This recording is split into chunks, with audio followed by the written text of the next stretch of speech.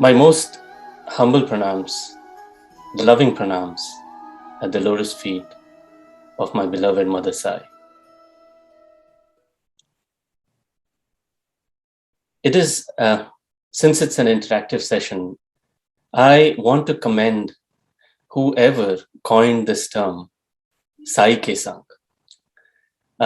It's very beautiful because as I was thinking about it this morning, I felt two novel things about it. One, it's not called satsang.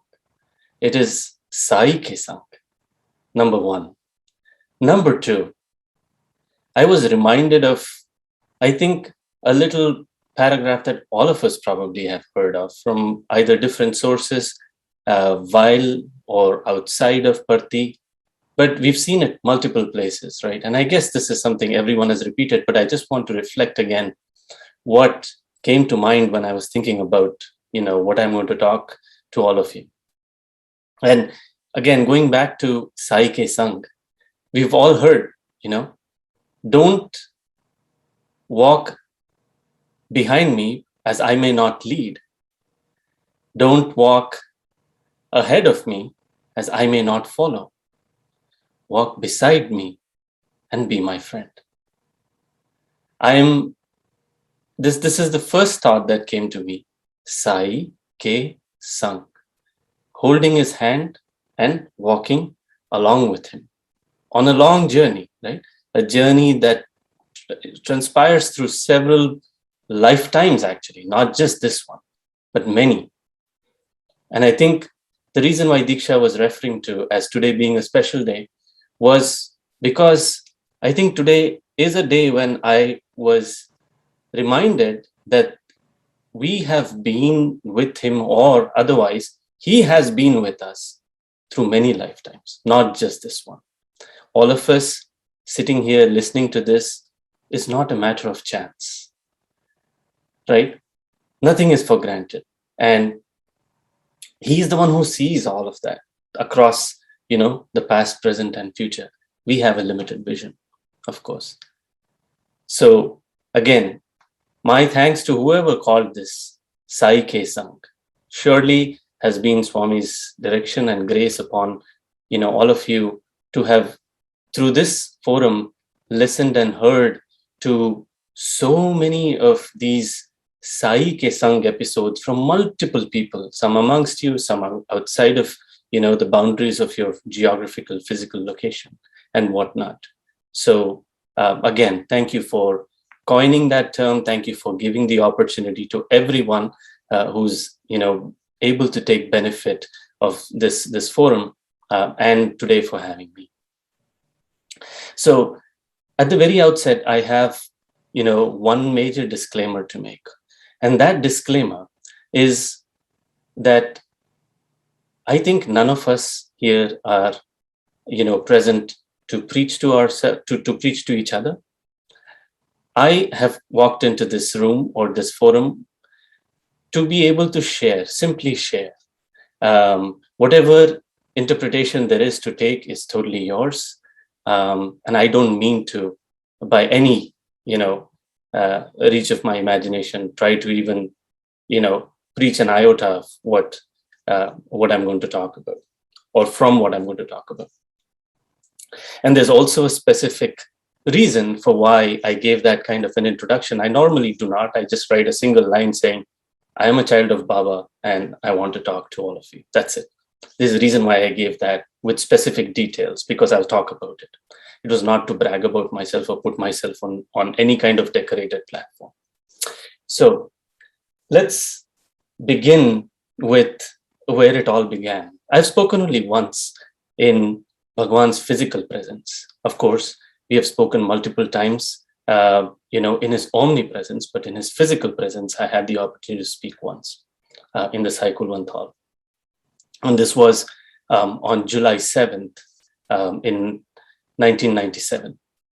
So when I went to take Swami's Namaskar before, as is customary, before the speaker is going to talk, they get a chance to take Swami's Swad Namaskar, touch his feet, and get his permission to go ahead and speak. So I had prepared a speech, of course, like, everyone does, unless, they are impromptu, just asked to speak by Bhagwan.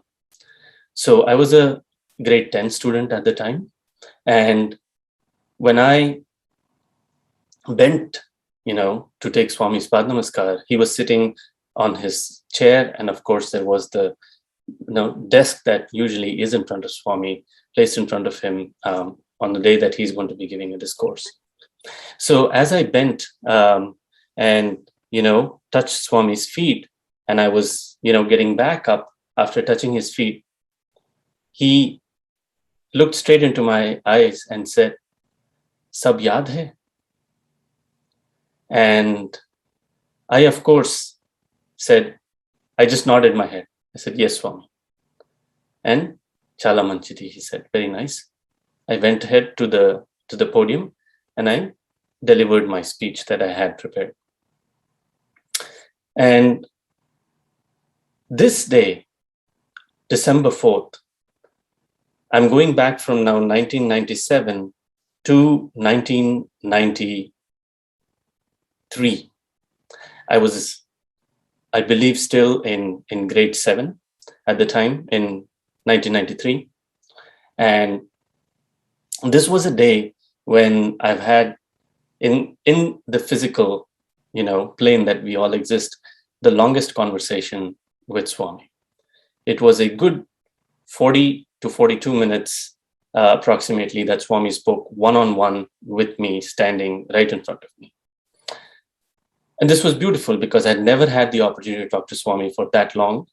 And I think the way it got formulated there was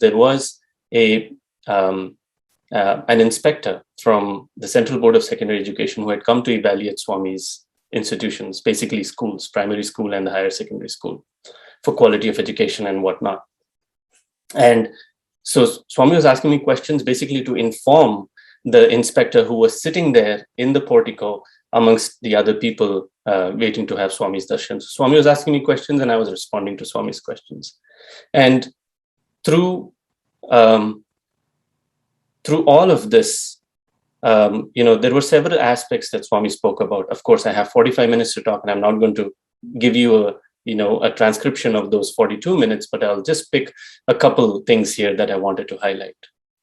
And one of them being, there was basically, it was not, and I think Diksha mentioned it previously, right? It wasn't any special occasion for me, but I was appointed to basically carry a tray of candies and some yellow rice, soaked in haldi, and that Swami would basically take and put on all the boys who were there to celebrate their birthdays. So I had 2 other young boys with me, one of whom was actually my classmate, and he was short in height, and there was a younger child who was in grade 2. And so all 3 of us were there, and I was given the opportunity to actually hold that tray, so that, among the 2 of them who were a little bit shorter than me, they felt maybe they would be too weak to hold it tightly when Swami actually puts his hand and, Swami throws the candies or Swami picks up anything. So they didn't want anything to go wrong. So I was given that opportunity. So I was there, and when Swami came, he, of course, blessed all of us. And after he put the akshatas and, threw the candies to everyone else sitting in the veranda, Swami asked, starting with the youngest boy, Swami asked him, "What is your name?" And this boy said, "Swami, my name is Aditya." And then Swami asked the boy sitting next to me, who was my classmate, same grade 7, Swami said, "What is your name?" And he said, "Swami, Bhanumurthy." And then Swami asked me, "What is your name?" I said, "Swami, Sai Kiran." And then Swami immediately asked me again, "What is common between all 3 of you?" I said, "Swami, we are all brothers. We are your children." And then Swami said, "No, what is common in your names? And it didn't occur to me immediately, but with a pause, I said, Swami, son. Swami said, yes, son. But what is different about your name? And I said, Swami, I am not a representation of the sun, because the other one is Bhanu Murthy, and the third boy among the three of us is Aditya. Both of them are sun, right? Surya. I said, Swami, I'm sun rays. So Swami immediately hit me on the cheek. And Swami said, no, you're not sun rays. You are Sai Kiran. You are my ray, he said. Again, the reason I'm mentioning this is to highlight the point that if you go back now from 1993, when this conversation is happening, back to 1979, when my father from the Dehradun area was the youth Sevadal leader, or whatever the position was at the time. And he was so engrossed in Swami's work that he didn't want to marry. And he just wanted to be involved in Swami ka kaam. He just wanted to be a part of Baba's mission. And Swami called him one day during one of the summer courses. At the time, of course, Swami's institutions were not as large as they eventually became. So many of the young people from across India would be selected and would be given the opportunity to attend those summer courses. So was my father given the chance to attend multiple summer courses. Before, of course, Swami's institutions opened up and there were more students, so that opportunity became more and more limited to becoming non-existent. So in one of those summer courses, Swami said, Dekho, tum jao, go and listen to your parents, get married. If you marry, Swami tumko gift deta hai. So my father, agreed to Swami's direction, went back, and even before he could tell anything to my grandfather at the time, he basically was told that he has to go back to Dehradun and there are some meetings that he has to have. Of course, my father and my mother got together, they were married. And the day they got married, my father sent a telegram to Swami saying, Swami, I have now married as per your direction. And then he went back immediately with my mother to Puttaparthi to have Swami's darshan. And when they went there, Swami blessed them both. And he said, next kabhi aata hai? When will you come next? And my father said, Swami, whenever you want me to come. Next summer mein aao.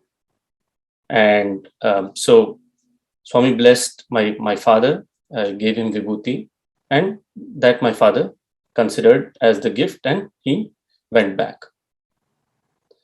Come May, this was in August that he went, to actually end of June, early July, that they had Swami's darshan after their wedding. And in May, they came back, of course, with me in their hands. So I was fortunate to be named by Swami. And when they came, and before I was named, Swami was passing by the darshan line. And of course, my father didn't think about any of this. He just went back because Swami asked him to come back in the summer. So when he was sitting in the darshan line, Swami went and Swami asked him, gift kidhar hai? My father didn't understand, obviously. He said, Swami, main kuch bhi nahi laya. He said, no, your son is with your wife. Kal, you get the boy in your hand. So next day, my father sat in the darshan line with me And that's when Swami named me and, did the ceremonial cutting of the hair with the scissors. Because someone told him that if Swami has asked you to do this, come the next day with the child in your hand, then probably this is what is expected. So 1981, when he named, to 1993, when he's reminding me, you're not just the son, you are my race. And the reason being, when Swami was naming me, my father, like any other North Indian, did not, just wanted to confirm. When Swami said Sai Kiran, my father responded back to Swami saying, Swami Sai Krishan, because my father thought Kiran is a girl's name. And Swami said, no, Sai Kiran. My father nodded his head and put me down again, or sat down with me. And so I'm talking about 3 time points here: 1980, 1993, and then comes in between 1993 and 1994. And on this particular day, December 4th, further to asking me what my name is, and further to reminding me what I am and the purpose for my existence, which of course didn't occur to me at that point. I think of all this now retrospectively. At that moment, it was just the joy of talking to Swami and being with him. I, in addition to just carrying that tray of chocolates and akshatas, on that particular day had another duty. And that duty was, my classmate, Bhanumurthy, had lost his father because some Naxalites in Andhra had taken him for ransom. And because his family was not able to pay the ransom, they actually killed his father. My job was to inform Swami that, Swami, this boy has lost his father. And so I had that at the top of my mind and immediately told Swami, Swami, Bhanumurthy has lost his father. And immediately Swami asked Bhanumurthy, touched his head and said, don't worry.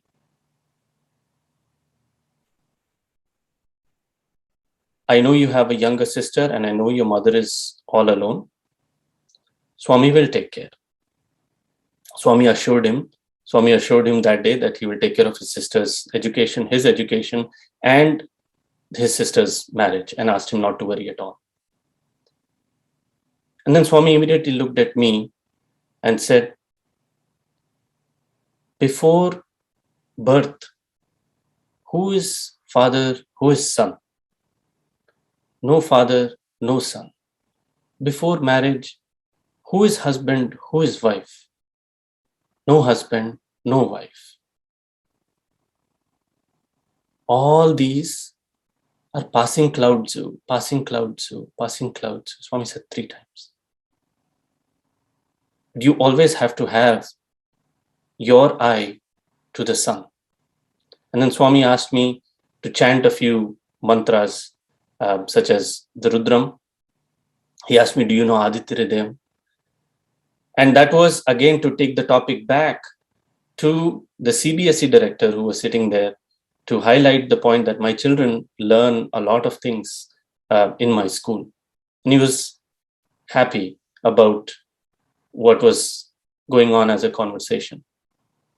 There was another conversation here, which I will not touch today, but at the end of that conversation, or those 40 minutes of interaction with me, Swami in the end waved his hand and created a ring and put it in my finger and said, this is your birthday gift. And so when Diksha told me that we may have to shift it from 23rd of November to December 4th, I felt again that it had a meaning in itself. I said, Diksha, koi baat nahi, no problem. I'm totally okay. I will talk on December 4th, because maybe this is the day that I'm supposed to be talking to all of you, right? And there's probably a reason behind it, because it happens to be a day that Swami said, this is my birthday. And then another thing that he followed immediately, and he was not telling this to me, but he was telling this to the other children and the VIPs who were sitting in the veranda that day. And what he said was, जब तुम छोटा था, when you were young, you could not see with one eye. तुम्हारे आई में बहुत problem था. तुम्हारा father mother बहुत जगह लेके गया तुमको, बहुत सारे डॉक्टर्स को दिखाया, showed you to many doctors. They could not do anything. They could not fix your eye. फिर तुम्हारा पेरेंट्स स्वामी जी के पास लेके आया, and Swami has fixed your eye. अभी ठीक दिखता है? He asked me. And I'm wondering, my parents have never told me this story. I don't know anything about it. It's not in my knowledge whatsoever. And I said, yes, Swami, I can see well. Now, when I think about this thing, I went back and asked my parents, did this actually happen? And my father absolutely nodded his head. He was like, no, none of this happened, at least not in this lifetime. So again, when Swami says some things, we think it's limited to this lifetime, but many times it is not. We think he's saying these things given our vision and our purview that we have, but clearly every word that comes out of his mouth is a Brahma Vakya. It is true. There is absolutely no fault that can occur with the Lord himself. And you will never hear anything that you're not meant to hear. 1990, this is all happening in 1993. 1994, fast forward, I'm still in the same grade, but I get a phone call that I'm called to when I'm in primary school. And on the phone call, I note that Headmistress Auntie Munikal has picked up, she has finished speaking and she's in tears. And I'm wondering, why is she in tears? So she tells me, better you talk. So I take the phone and I put it to my ear.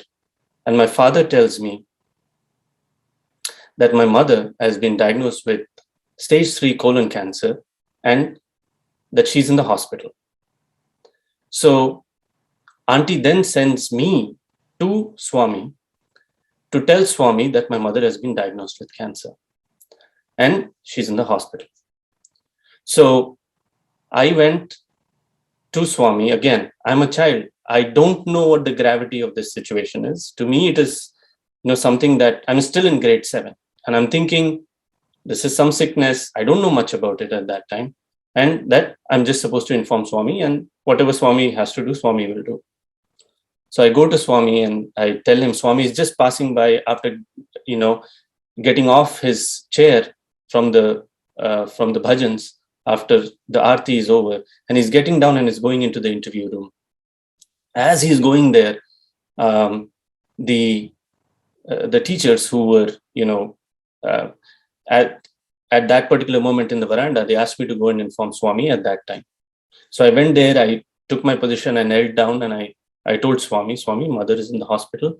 She's been diagnosed with cancer. I didn't even remember anything like colorectal or anything of that sort. Swami, she has cancer and she's in the hospital. Swami goes inside, picks up a bunch of vibhuti packets, comes out, gives it to me, and he said, send it.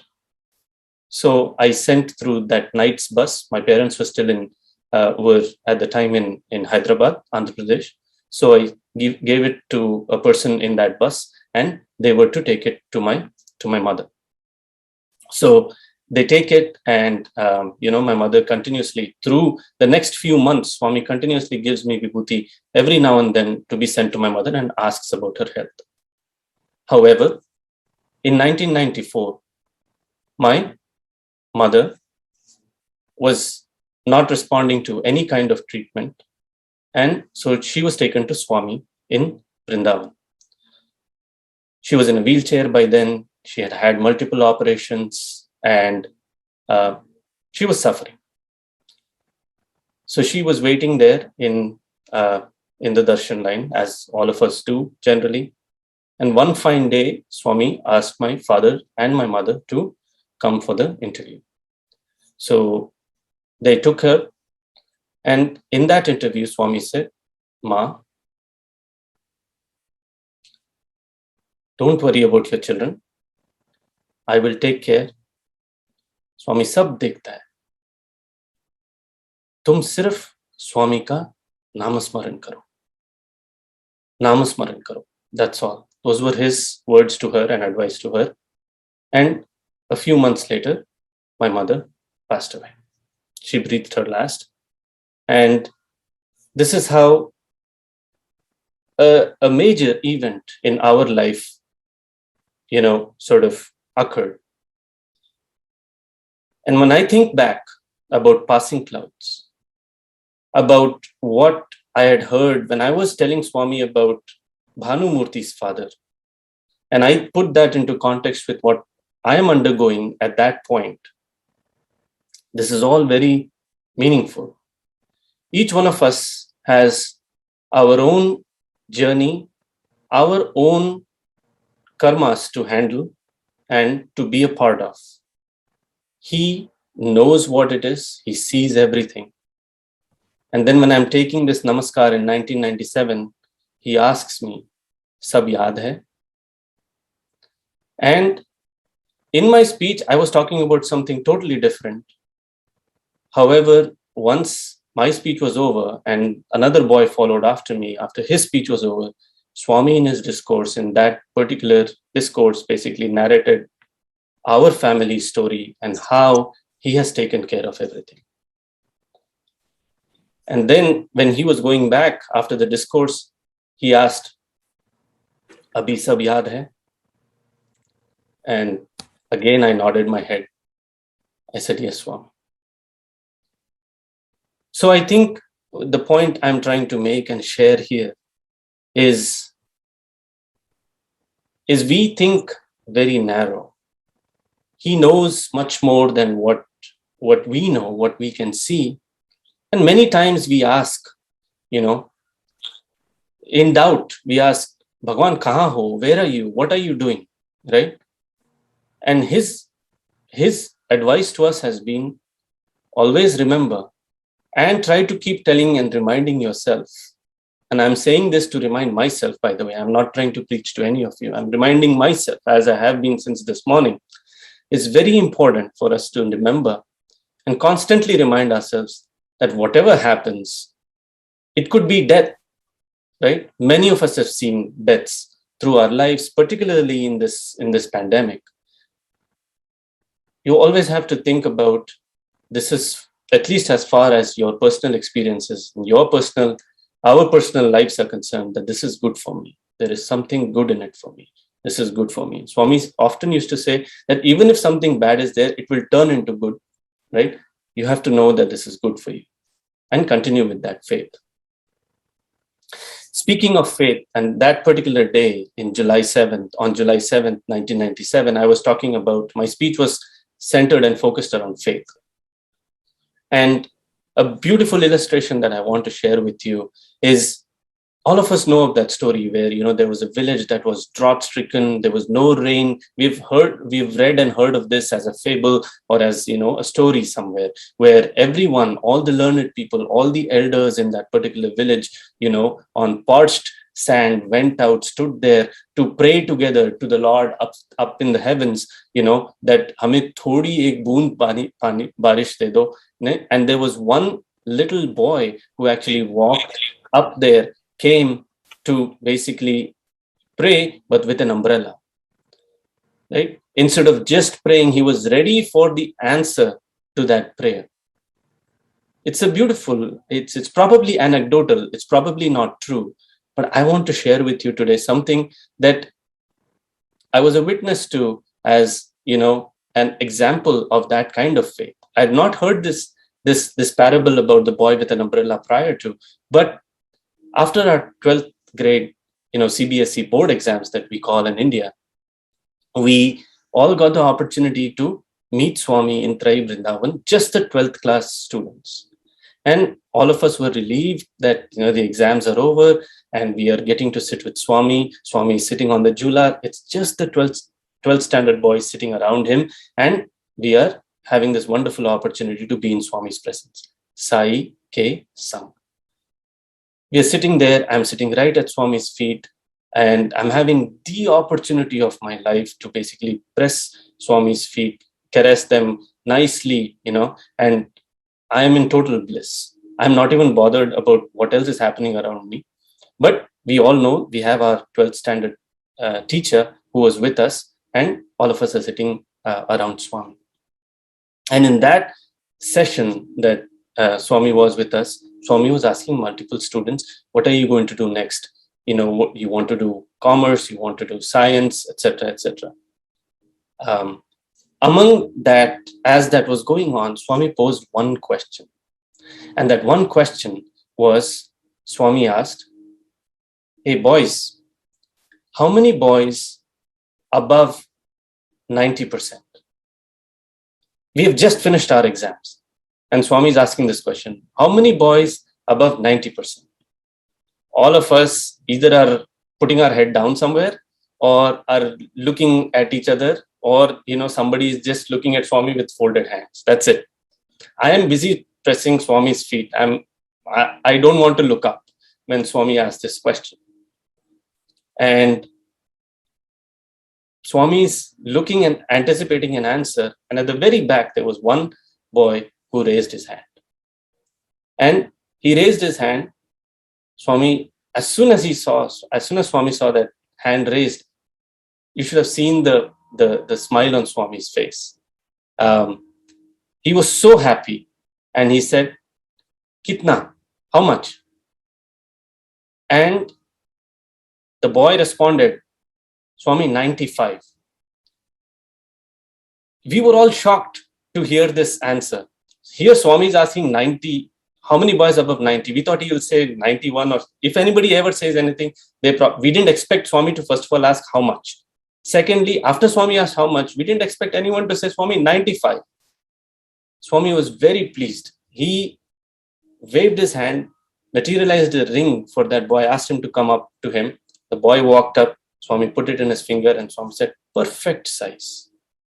And a few, I think months later, probably 2 months after which we come back from our summer vacation, our grades are out, all the marks are out there, and top of the list is this gentleman, this boy, who has exactly 95.0.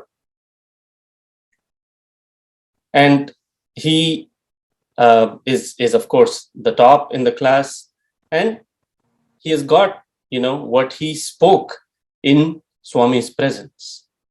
Again, not only does whatever come out of his mouth is a Brahmavakya, but when he is giving, right, which he has given to us, these lives that we are all living, is an opportunity, I feel, and we have to make the best of it and not get lost in the vagaries of the mind and the other things that are part and parcel of our life but are not our ultimate destination. Like somebody said the other day, we take a flight that is going to India. Let's say if you're going from the United States to India, you take a flight that is going to India, but you will not sit in that flight.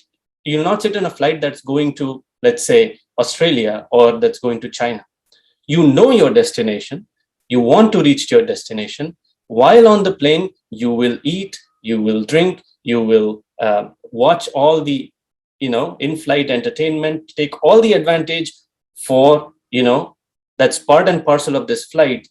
But despite all of that existing, you will not sit in the wrong flight. You will go, your destination, you want to only go there, right? If the flight is not going to take off, you won't board it, right?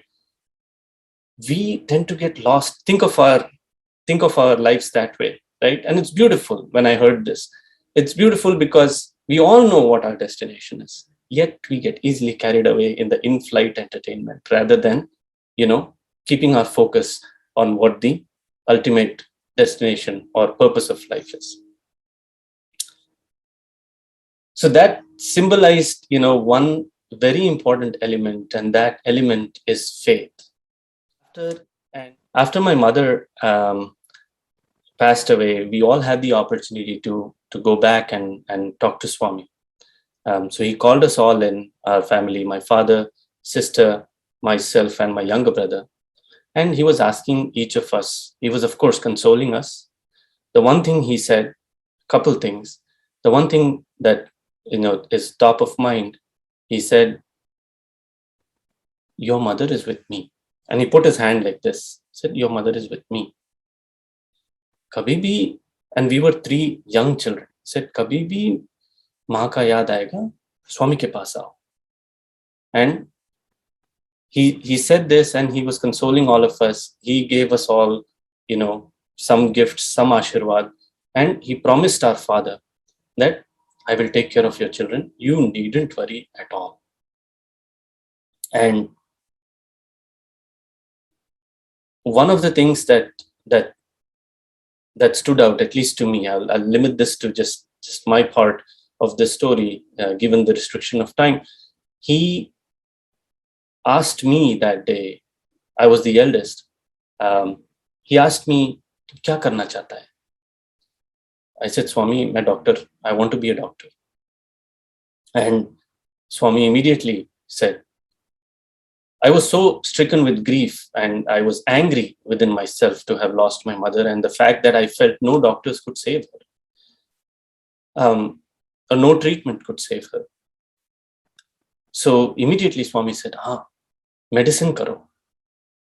Swami scholarship deta hai, medicine karo. So I knew that medicine is not within Swami's institutions at that time, MBBS and so on and so forth. So I had to move out of the institutions after grade 12 to pursue that ambition of mine, with Swami's approval, of course. And so I went on, I gave my medical entrance tests. I did not get into the meritorious lists to get a seat in one of the medical colleges in India. So I pursued an alternative route into research, and did my BSc in biotechnology, as was introduced. And before I could go any further, there was one day after I finished my third year of bachelor's in science. Swami asked my brother, who was in Parthi, I was in Chandigarh, and Swami asked him, on one evening during darshan, Swami asked, "Brother, kya karta hai?" And my brother, younger, he was a little skeptical to tell Swami now that I was doing some BSc and actually not doing medicine. So with some apprehension, my brother said, "Swami, he has just finished BSc biotechnology."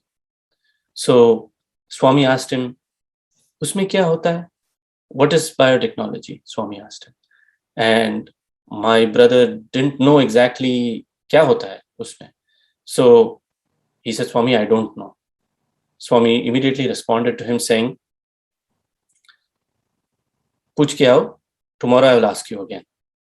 And so then that evening, my brother called me up and he asked me, "Ki bhaiya, isme hota kya hai? What do you learn in biotechnology?" So my brother described to him, I described to my brother the subjects that we have or learn in biotechnology. So he goes back, and the next day Swami asks him, "Kya bola, brother?" And so he, verbatim responded what I had told him. And Swami said, "Very happy, very happy." Kab khatam hoega medicine? Swami asked him. And he said, "Swami, another 2 years. That is because that's when I would finish my master's." Swami said, "Very good, very good. Swami ji, scholarship deta hai." That's what again Swami responded. And when I went into my master's, I had applied to different places. I was still not pursuing medicine, with as much guilt, because time had passed already. I had not gotten through the medical entrances at that time, and I was now taking an alternative path, which I didn't know whether or not will ever come back to medicine. And so I gave my entrances in different places, and I got selected in 3 of them, one of which was Delhi University. And so I joined Delhi University for a master's in molecular biology, and I continued there. So the day my name came in that list, that evening, again, it seems all by chance. That evening, Swami asks Sham, "Brother, kidhar hai?" And my brother responded, "Swami, Chandigarh mein hai." "Kya karta hai udhar?" He asked him. And my brother responded, Swami, he's finished his bachelor's. He's looking for opportunities, in masters. And so Swami then very kindly says, Abhi kidhar jata hai? And so my brother says, Swami, I don't know. Acha, kal pucho, and Swami will ask again. And so the same thing happens. I see my name in the list. That evening, my brother calls, and I'm shocked. How is it that this is happening at the same time? And the next day, I get to know that for my master's, I'm covered with a scholarship for both the years. I don't have to pay a fees or anything of that sort. And it is taken care of. And Swami then asks my brother the next day. And he says, Swami, master's in molecular biology karta hai. He's got admission into that course. And so Swami is again very happy. And he asks my brother to take namaskar. Again, I spend my 2 years in Delhi and then start work as a scientist in a company in Bangalore. After which, there comes a time when I want to pursue my PhD. And for my PhD, I'm looking around here and there, but finally get selected into this program in Alberta. And when I get that invitation from the University of Alberta, again, I'm covered for my scholarship for the first 2 years. And I'm very happy and grateful to Swami that he's taken care of all of this. The promise that he made to us as a family when we lost our mother, he kept through all of it. And up until this point, that I'm at in my narrative here, there comes a time after my second year of my PhD when I get a low grade on one of the courses. And due to that low grade, my scholarship doesn't continue into the next 3 years of my PhD. That's what I learned on that particular day. And on that evening, by now, I already have my wife. I already have a young daughter at hand. And I'm not sure. I'm so far, far away from home. And I'm not sure, what is going to be the future of this pursuit that that I have undertaken. So that evening in the graduate students' room, I'm sitting there and I'm very, very disappointed in myself and sitting on my chair at my desk and trying to write another scholarship application. However, as I'm writing it, I realized that I'm actually not even eligible to apply for that scholarship because of that low grade. So somehow I don't know what to do. And I just I can see that as I'm writing on my paper, what my research idea and my proposal is, I can see that tears are dropping on my paper. And I let that continue and then feel, so disappointed, and I cry out in that disappointment. I'm very sad, and I cry out to Swami saying, Swami, aapne bola tha scholarship deta hai. So I am grateful for all that he has done up until that point. But even despite that, I think there comes moments of doubts when we want to yell out and we do not want to, be all that grateful as we might want to be. So it's like we do with our parents, right? So it's a mixed emotion. It's anger, it's disappointment, and some sort of frustration. And I'm crying and I'm saying, Swami, you have to take care of this. And the next thing I realize, I wake up and it's already 9 p.m. And I'm still at my desk and I've slept basically on that paper, putting my hand down, crying. Anyways, I wake up, I realize it's late, I have to go back home. So I just take that paper, I throw it into the garbage, into the dustbin there, and then pack my bag and go back home, take the bus home from the university. So that ends that particular day. However, within a week of that happening, and I'm still thinking about things, but I'm going about doing my task, my research that I'm supposed to be doing. Within a week, I get a notification, a letter that basically tells me that I've been awarded a scholarship for the next 3 years of my duration of PhD. And I'm wondering where this came from, because I literally threw that into the garbage. I don't have that. And even if there was something legible in that, it was probably, be all in tears now. And, that doesn't make any sense. And I'm wondering where I got this scholarship from. And what I realized is there was a program for which one of my co-mentors at the University of Alberta had put in a scholarship application on my behalf. I haven't done it, but it is that supervisor who has done it, and I'm awarded this and secured for the next 3 years due to the merit that I had accumulated in the first 2 years based on my research proposal and the work that we had done, together during the first 2 years of my PhD. Again, Swami scholarship deta hai. Fulfilled, all done. And we finished that, and I'm looking forward to what I'm to do next after my PhD is done. During the last year of my PhD, I get to, come over to New York City for a brief part of my PhD thesis. And what I realized during this time is that I really like, the opportunity and the future that I could possibly have at Memorial Sloan Kettering Cancer Center. So all along this way, I didn't know whether I was ever going to be doing, anything close to what Swami expected me to do. I was grateful to him. He was fulfilling every single promise that he had made. But I still had this doubt in my mind that, Swami, I'm not doing medicine. I'm not doing what you asked me to do. Yet you are so kind that you're continuing to support me, fulfilling your part of the promise. So I take this opportunity and I come to Memorial Sloan Kettering. And what I realize is I get to work on these projects that are directly going into cancer patients.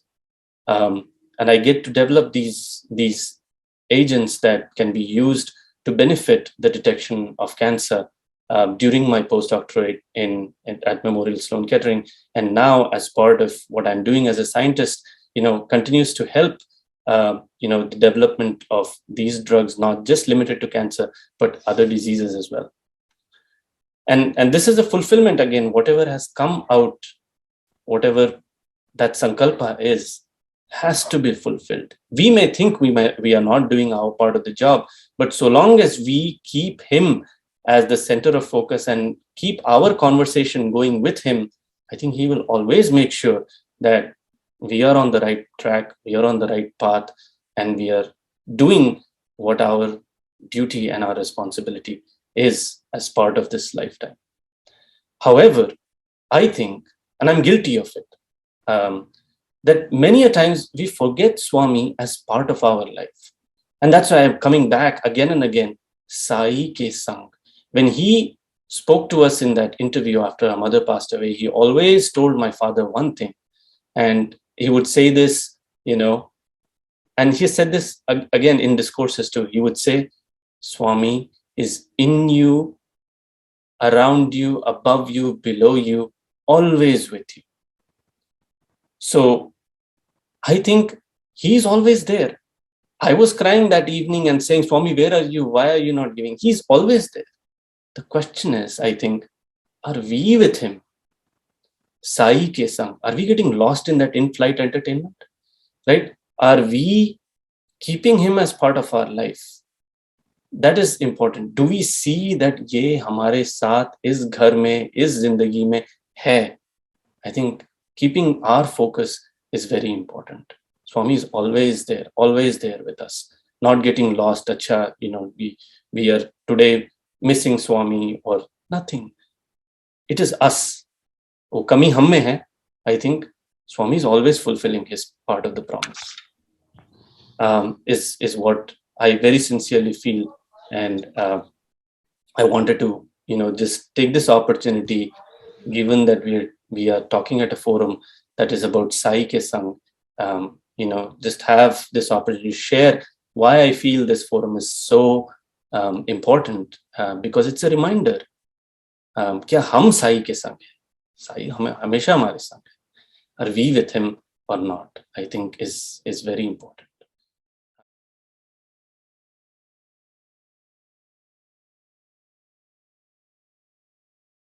How does one discern that which is his voice that is guiding us? Because most of the times it is our own views and opinions that we get caught in. So how is it that one can just get that? If you could reflect on it, please. It's a good question and not an easy one to answer, I will admit. But um, there is two things that again I will refer to. One, when Swami, there was one instance when Swami was talking to us again as a family, the four of us, father, brother, sister, and me, and he was describing each child to our father. So, because by then my sister also had joined Swami's school after my mother had passed away, and this was after a little while after that incident that Swami was getting to see all four of us as a unit. And so Swami started with my sister, and Swami said, "Tumhara girl, Bangaru, gold," he said, and he was very happy, telling that my sister is a very good girl and she's the most sort of golden one amongst us. Then he came to me and he said, "Yeah, monkey mind, he said. And I just put my head down because my report card obviously was not as great for our father. And then he looked at my brother, and when he looked at my brother, he said, "Hey, get up." And so my brother got up, and Swami put him right next to him, almost as if he was sitting on Swami's lap, right next to him on Swami's chair. And Swami said, "Yeah, pure love," he said. And he said, he put one hand on his chest, Swami's chest, and he put the other on my younger brother's chest. And he said, heart to heart connection, he said. Where I'm going with this, to your question, is हम सब में ये monkey mind वाला business रहता है एक. And in every one of us, there is that heart to heart that you can actually hear, and you'll hear it in your silence when you are all alone. And if you really deeply ask and sit, there have been several instances when Swami has responded to some students, "Tumhara dil kya bolta hai?" These are Swami's words. I'm not making this up. Swami has responded to many questions that students have asked him. Swami says, "Tumhara dil ki kya ichha hai?" He said this to even Sham.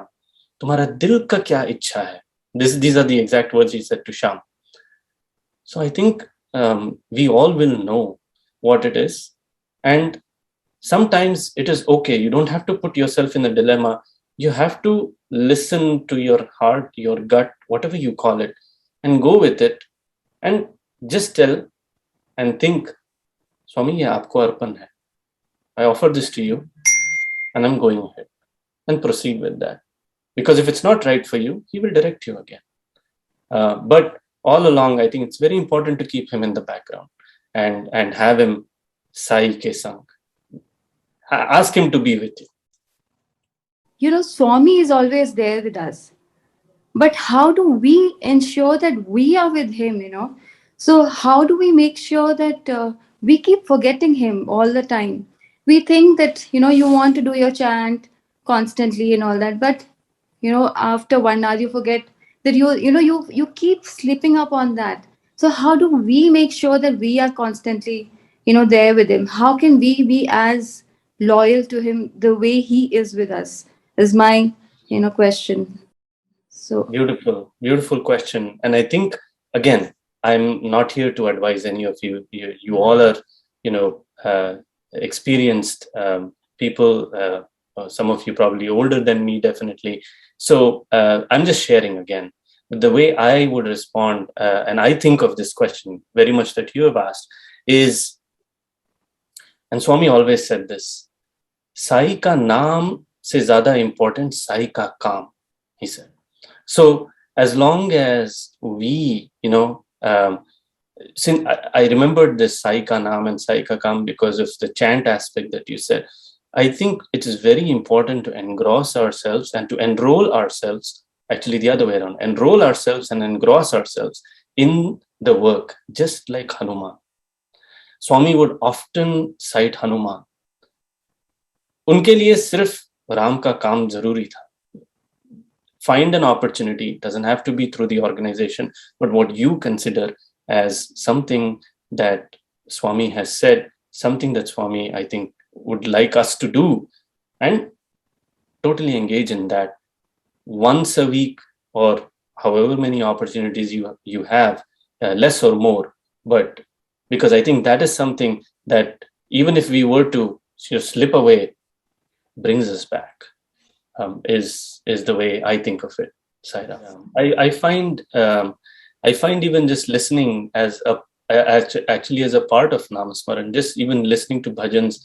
Nowadays we don't have to necessarily have them loud. You can plug your ears with any of these devices and have the opportunity to listen, because it is going on. It is, although passively, it is going on. I think even that is probably one of the easiest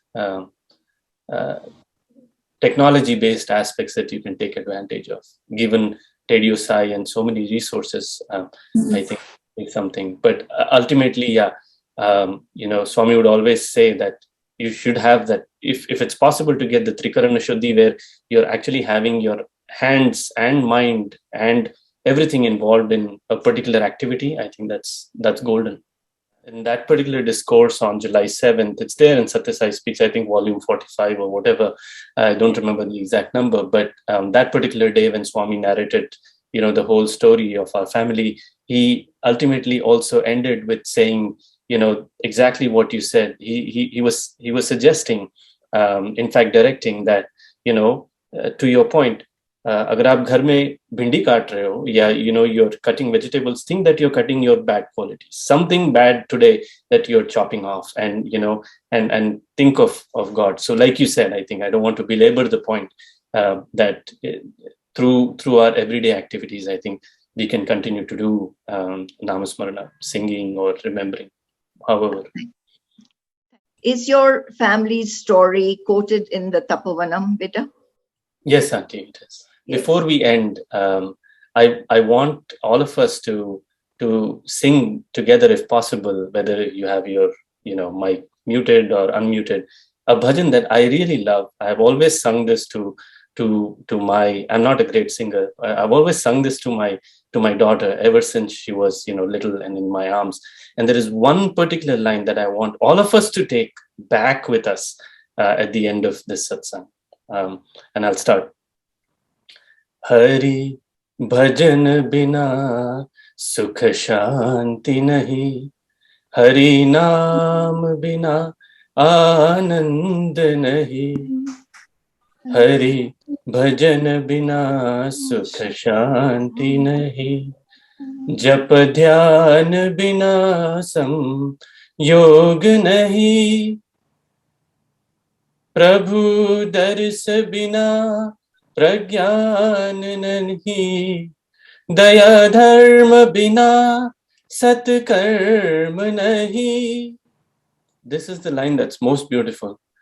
Bhagwan bina koi apna nahi, Hari naam bina paramatma nahi. Bhagwan bina koi apna nahi. Absolutely important to remember. Everything else is in-flight entertainment. Bhagwan bina koi apna nahi. Yes.